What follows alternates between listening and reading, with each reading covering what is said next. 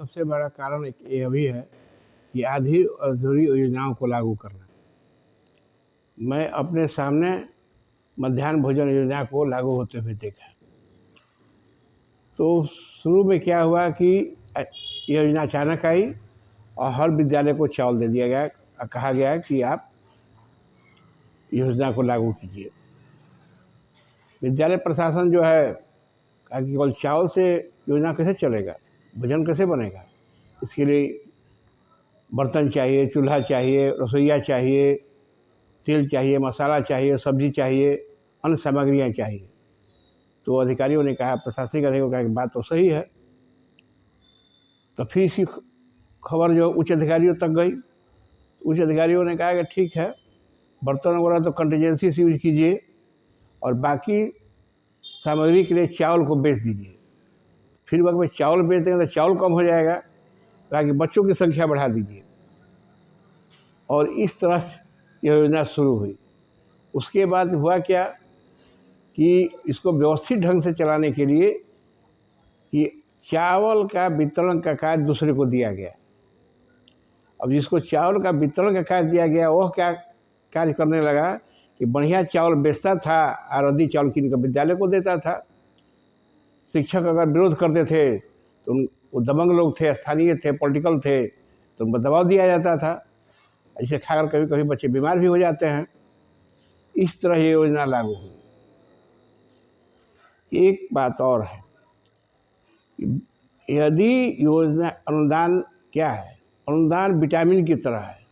यदि अनुदान से बाजार में प्रभाव नहीं पड़ता है तो समझिए कि अनुदान बेकार है, उस अनुदान को कोई खा रहा है। अनुदान का सीधा संबंध बाजार से है। जैसे कि मैं साइकिल योजना को भी देखा।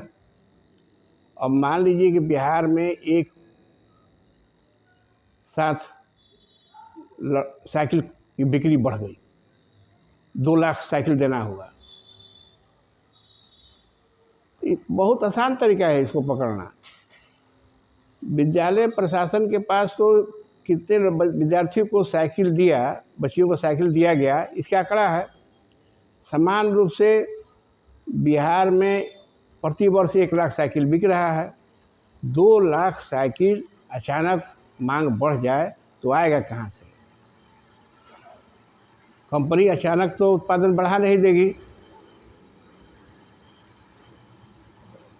तो आप इसको पता लगाने के लिए सबसे आसान तरीका है कि जिस कंपनी जो है बिहार में साइकिल भेजती है उस कंपनी से आंकड़ा मांगिए, तुमने कितने बिहार में साइकिल भेजा। बिहार में साइकिल बिका, इसका तो बिक्री कर प्राप्त हुआ। अब साइकिल उत्पादन बढ़ेगा, उत्पादन जब बढ़ेगा तो निश्चित है कि कच्चा माल खरीदाएगा, वर्कर को कार्य मिलेगा, वहाँ भी लोग पैसा कमाएंगे, कंपनी भी पैसा कमाएगी, कंपनी की भी आमदनी बढ़ेगी तो आयकर भी देगा। कच्चा माल खरीदेगा तो उस वक्त बिक्री कर रहा है तो बिक्री कर भी प्राप्त होगा। और बिहार में बिका तो बिहार में भी बिक्री कर प्राप्त होगा। यदि अनुदान से बाजार में बूस्टअप नहीं हो रहा है, समझिए कि पैसा घपला हो रहा है। वीडियो अभी जारी रहेगा।